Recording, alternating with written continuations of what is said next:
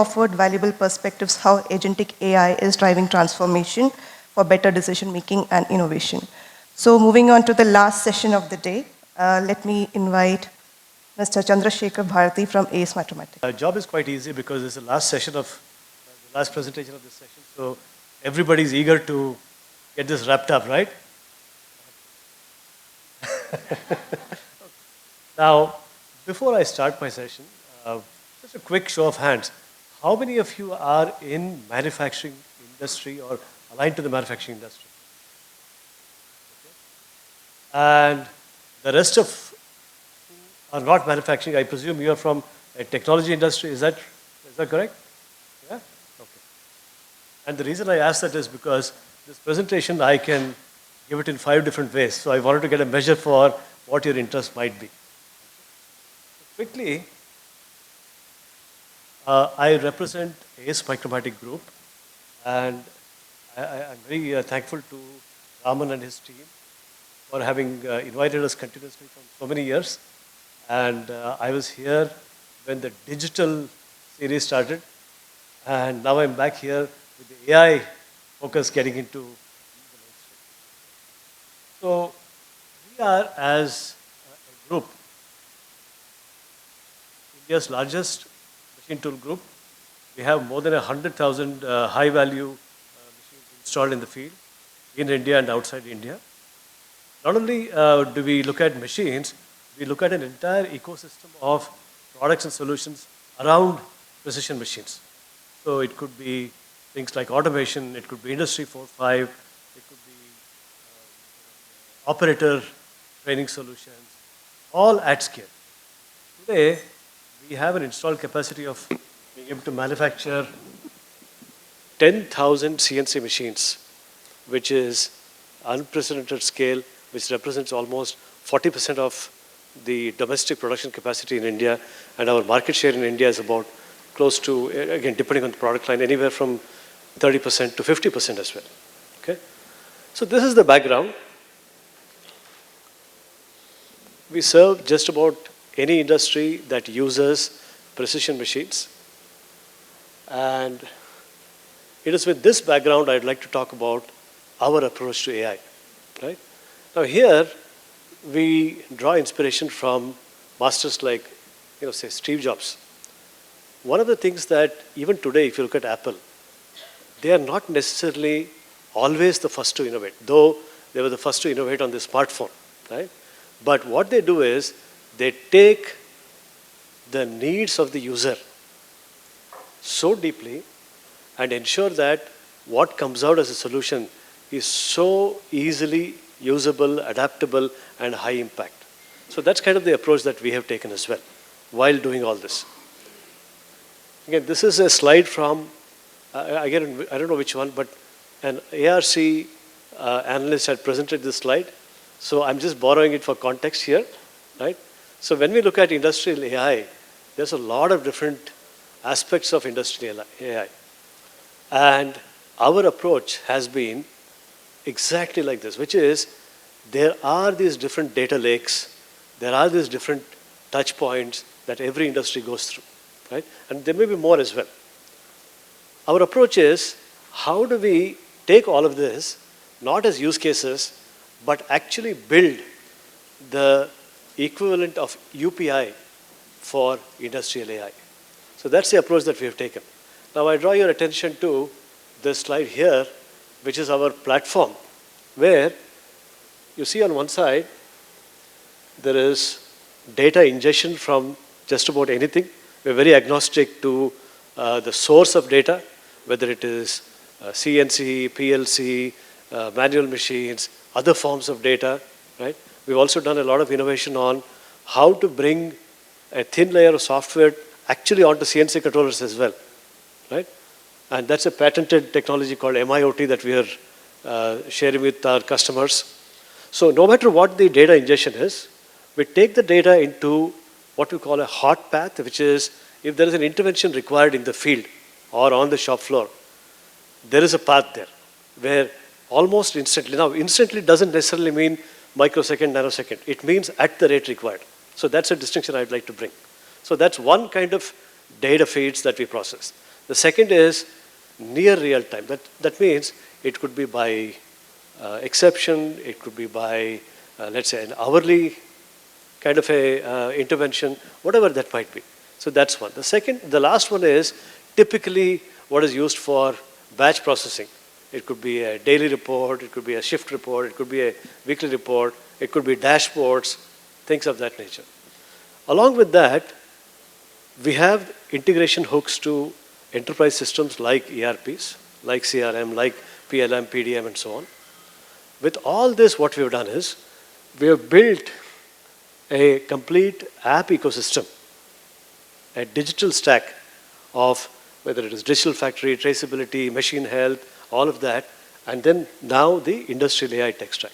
So this is our approach. We want to make it agnostic, we want to make it neutral to the industry, and we want to make sure that it is done in such a way that is differentiated value than the same name that perhaps has been used 5 years ago, 10 years ago. And I'll give you a couple of examples of that. Okay?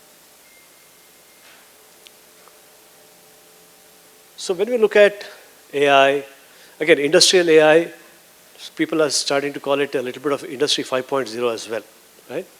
Now here, our approach is, one is, of course, leverage Industry 5.0, because that's where AI intersects with cobots. The second is using the data that we have from our own machines in the field. And we have more than 100,000 machines built over so many years and decades, right? We have a lot of deep service records. We have a lot of diagnostic data. We have a lot of usage data. We've actually built a platform called Mitra. I mean, it's actually a clever acronym for a larger play. So we built that on top of all of these data sets. Now, when a customer comes to us and says, look, I would like to leverage your Mitra, but I have my data, we actually do something called RAG on that. So the customer gets advantage of a data set and an approach that's decades of data being leveraged while it is specific to the data. So this is an example where we want to make the usage so easy and so powerful and so impactful as part of how we deliver this. The next one is, again, there are different solutions. I'd like to play this video, and I'll talk about what this video is doing.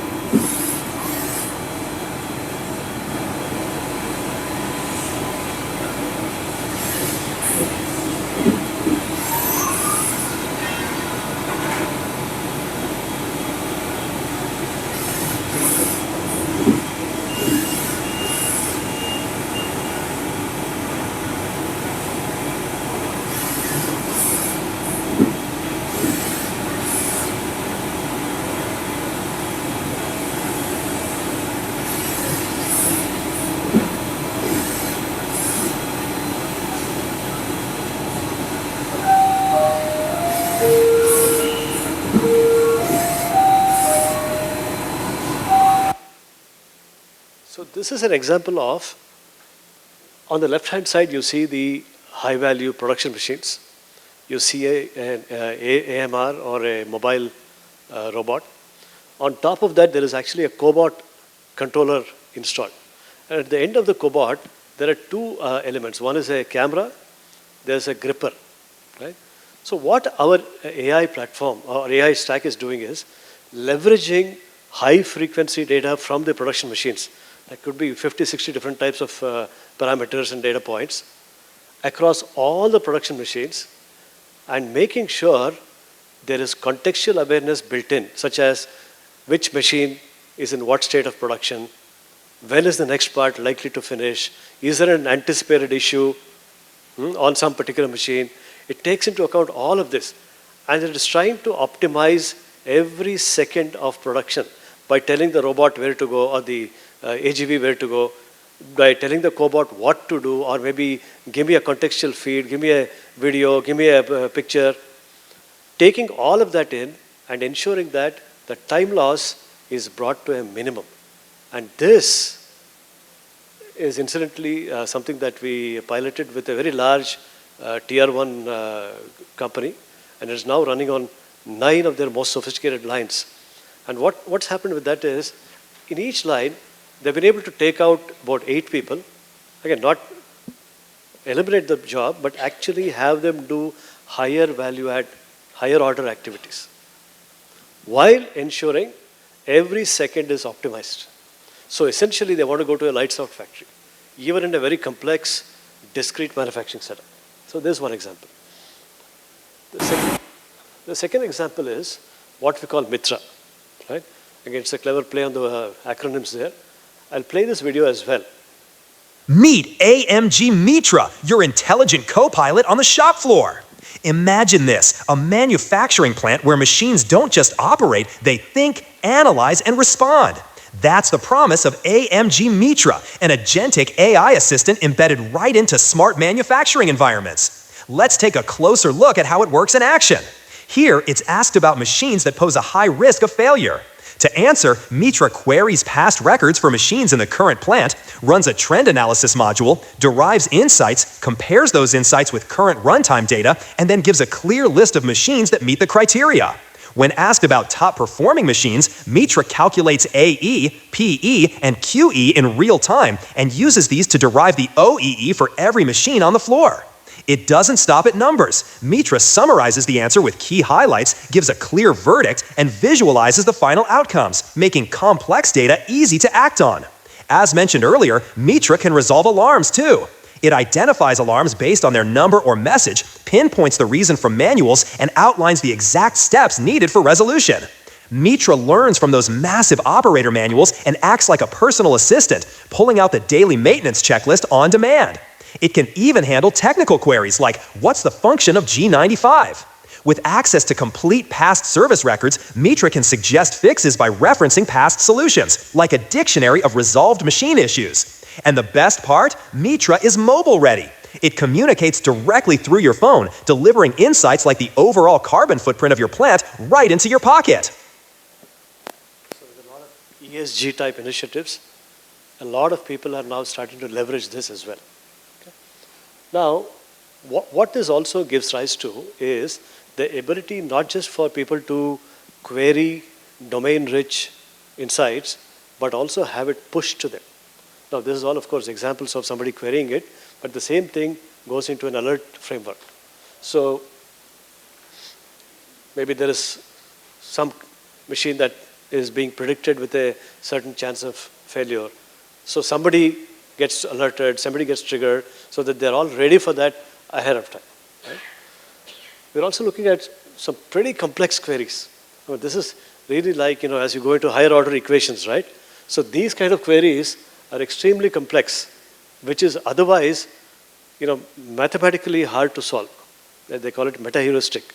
So we're able to do some of these as well. Production cannibalism, things of this nature are really, I would say, 18 to 24 months ahead. And that's been our innovation pipeline. We always try to look at what perhaps might come 18 to 24 months from now, but what is cooked is what we release into production. Now, this is an example of, people have been doing OCR for decades now, right? I remember while I was a master's student in the US, my research project was to scan and read handwritten mails, or there's posts, and then infer the routing of that postman and put a barcode on that. So OCR has been around for quite some time. Yes, you all agree? Now, what we do with this is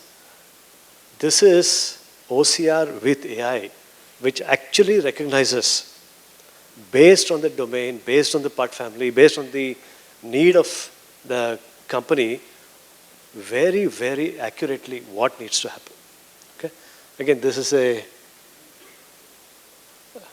a video without audio, but you will see how easy it is to use and see the recognition rate. It's 99 point something.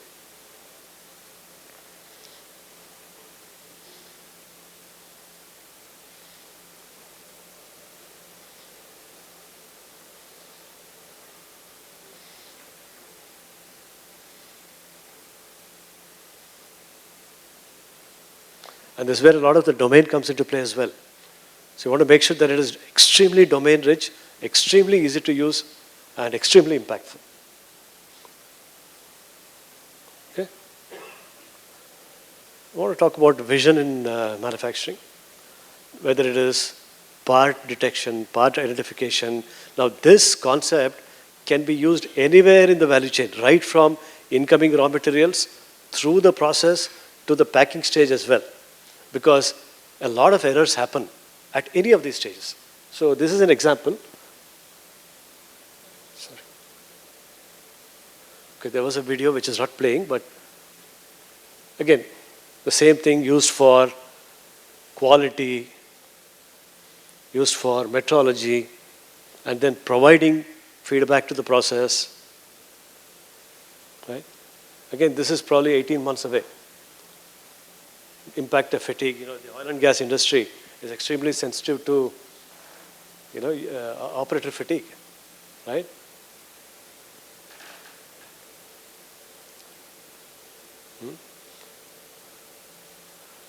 Scheduling. Again, scheduling has been around for, quite some time, right? We all know software like, SAP has a scheduling, Preactor, and so many different. The difference here is we've actually used what is called a genetic AI algorithm. That means it is not a static algorithm, it is not a computational algorithm, it is not a NP hard problem that we are trying to solve through mathematics. This is actually an algorithm that learns and changes itself based on the complexity of the environment, right? And incidentally, this is a research project with IIT. So they have been our R&D partner. So this is kind of what it looks like. Now we also sell 10,000 machines every year, right? And for every machine to be sold, I think we give out, a multiple of quotes. I don't know, 6x or 10x or whatever. And we do a multiple of sales calls. And we have about 700 people in 70 locations in India alone touching customers. Now, obviously, we want to optimize that. So what we've done is we have taken a lot of our data, we index that with other macroeconomic parameters and so many other parameters, and we've actually built an engine that can tell a person, now this is where you need to go and talk about this with this customer, because I'm predicting that this customer will close within the next 3 weeks. Right now, we looked at 3 weeks as the marker. We want to eventually bring it to as low as possible. So these are some examples of what we have done with industrial AI at scale. I thank you for your time. I thank you for the opportunity. Yeah.